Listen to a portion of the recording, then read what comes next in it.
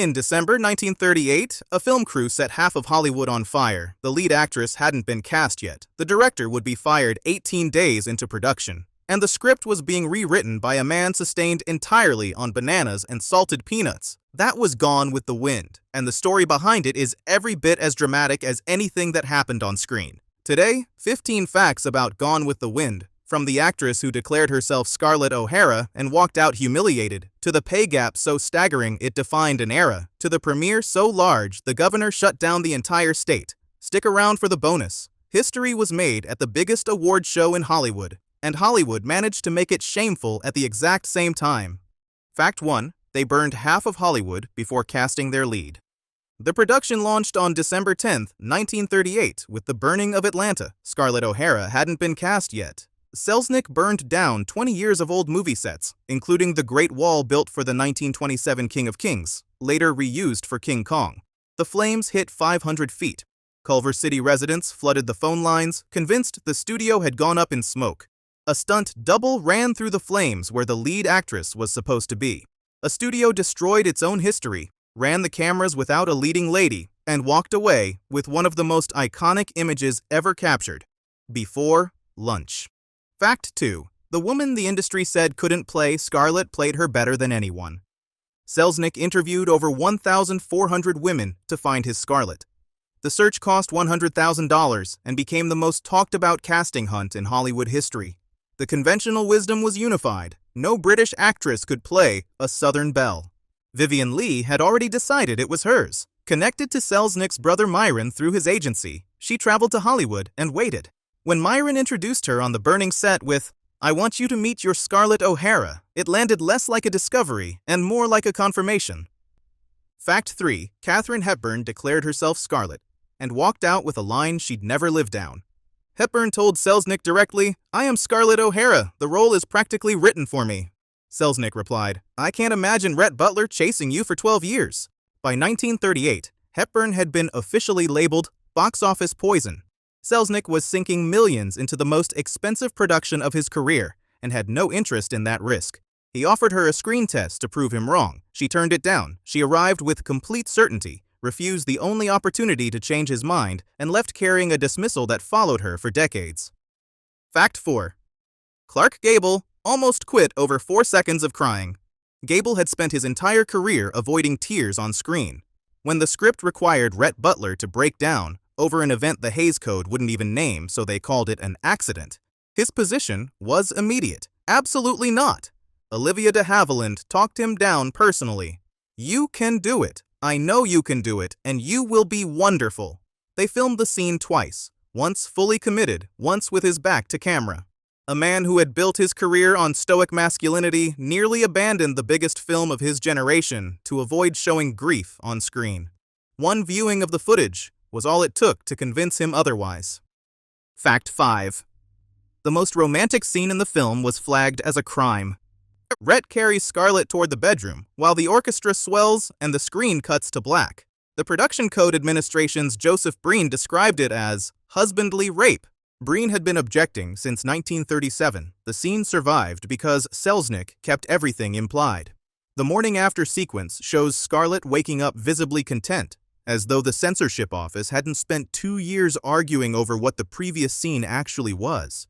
The debate it provoked in 1939 has never really ended.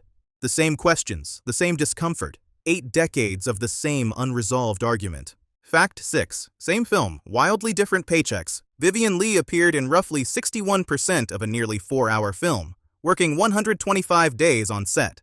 Total salary, $25,000, about $200 a day. Clark Gable was present for roughly 30% of the film, worked 71 days, and took home $120,000, approximately $1,690 a day. The industry's takeaway from Leigh beating out all of Hollywood for the role. She was a British newcomer who got lucky. That perception translated directly into leverage, of which she had essentially none. The numbers tell the story plainly. The man who showed up for less than a third of the film took home 5 times her salary. Fact 7. Nobody wanted to be in this film. Leslie Howard was 46 playing a character written to be in his early 20s. His assessment, a dreadful milksop. He only agreed after Selznick threw in a co-producer credit on a separate project and left for England the moment his scenes wrapped. Gable signed for one reason. He needed bonus money to finalize a costly divorce and marry Carol Lombard. And Margaret Mitchell sold the rights for $50,000 and wanted nothing to do with the production. She refused to write the screenplay. When pressed on casting Rhett Butler, she suggested Groucho Marx. Fact 8. 3 directors, 16 writers, and somehow a masterpiece. The movie went through at least 16 writers. F. Scott Fitzgerald came, wrote, and left without a screen credit. Selznick called a script emergency mid-production and summoned Ben Hecht, who rewrote the entire first half in 5 to 7 days on bananas and salted peanuts. George Cukor spent 2 years in pre-production and lasted 18 days of shooting before Selznick fired him. Victor Fleming suffered a breakdown and took 2 weeks off. A third director, Sam Wood, kept things moving while Fleming recovered. 3 directors, 16 writers. By any reasonable measure, the production should have collapsed. Instead, it became the highest-grossing film in Hollywood history. Half of Hollywood burned before the lead was cast. The most recognizable actress in the world told she wasn't magnetic enough. A script rewritten by a man running on bananas. We're not halfway through. Still coming. The premiere so large the governor shut down an entire state. The closing line that accidentally meant everything. And the bonus. The night history was made at the Oscars, and Hollywood celebrated by going somewhere the winner wasn't allowed to follow. Fact 9. 7 cameras, 1 color problem, and a budget that terrified everyone. Gone with the Wind cost $3.85 million, over $70 million today. There were exactly 7 Technicolor cameras in existence.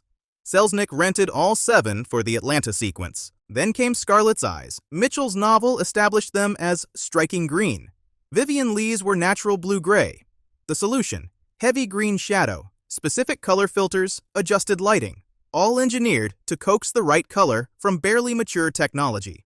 The production returned $400 million in its original theatrical run alone. Fact 10. The premiere was so big, the governor shut down the state. The world premiere took place in Atlanta on December 15, 1939. Governor E.D. Rivers declared it an official state holiday. Mayor Hartsfield organized a full 3-day celebration. Parades, a costumed Old South ball, citywide decorations. An estimated 300,000 people lined 7 miles of streets. The entire population of Atlanta in 1939 was approximately 300,000, meaning the city had essentially cloned itself in spectators. Gone with the Wind turned a December movie opening into one of the largest public events in American history. Fact 11. Frankly, My Dear was Selznick's invention, and it almost didn't survive. 8 words.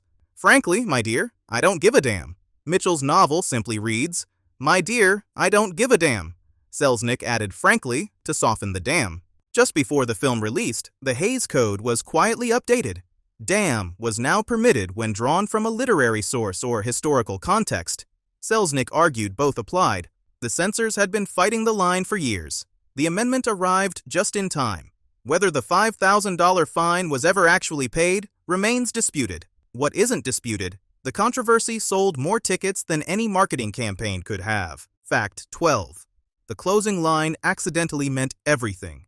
Gone with the Wind ends with Scarlett standing alone, having lost everything. After all, tomorrow is another day. That line almost became the title of the entire film. Mitchell chose Gone with the Wind instead, understanding the title needed to tell you what was lost while the final line told you what comes next. The film premiered months after World War II had begun. Scarlett's refusal to quit landed with the weight of people who already knew personally what losing everything felt like. In Britain, the film ran continuously in London for 4 straight years, straight through the Blitz. Audiences watched a woman survive total destruction while their own city was being taken apart overhead.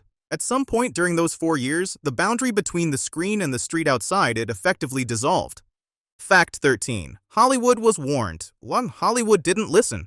Before the film screened, the NAACP was already on record. Walter White told Selznick directly that the film would function as lost cause propaganda, romanticizing the Confederacy while presenting slavery scrubbed of its actual horror. Selznick made adjustments. The Ku Klux Klan was removed by name. Certain slurs were cut. He brought on 2 technical advisors to ensure black characters were represented more fairly. Both advisors were white. The surface was adjusted. The story underneath stayed intact. In 2020, HBO Max pulled the film before returning it with a historical disclaimer addressing the exact same depictions protesters had identified 81 years earlier. Fact 14. Rhett Butler's breath was the real villain of this love story. In 1933, Gable developed severe periodontal disease resulting in the extraction of nearly all his teeth. By the time he was playing Rhett Butler, he'd been wearing full dentures for years. Chronic halitosis was a direct consequence, compounded by heavy smoking. Lee's private assessment. Kissing Clark Gable in Gone with the Wind was not that exciting. His dentures smelled something awful. The camera was capturing chemistry. Lee was managing the breathing and counting down the take. Fact 15.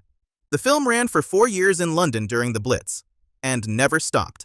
The film opened in Britain in 1940, months after the Blitz began. Theaters stayed open through the bombing campaigns. Audiences came, not for escape, but for recognition. A story about a woman rebuilding in the ruins of a destroyed world, told to people watching their own city be destroyed in real time. 4 straight years.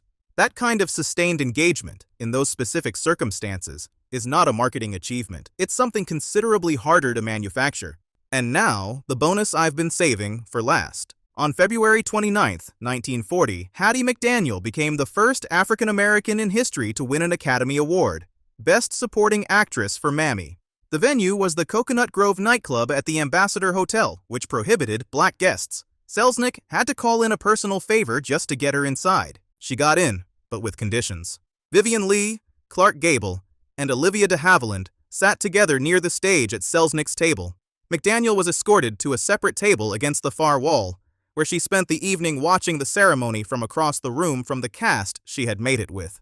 When her name was called, she walked to the podium and delivered an acceptance speech of complete and total grace. I sincerely hope I shall always be a credit to my race and to the motion picture industry. My heart is too full to tell you just how I feel. After the ceremony, her co-stars went to celebrate at another venue. That venue also didn't allow black guests, so McDaniel didn't go. She won the highest honor in film. She gave one of the most dignified speeches in Oscar history. Hollywood celebrated with remarkable enthusiasm that evening, at venues that had already decided who was welcome and who was not.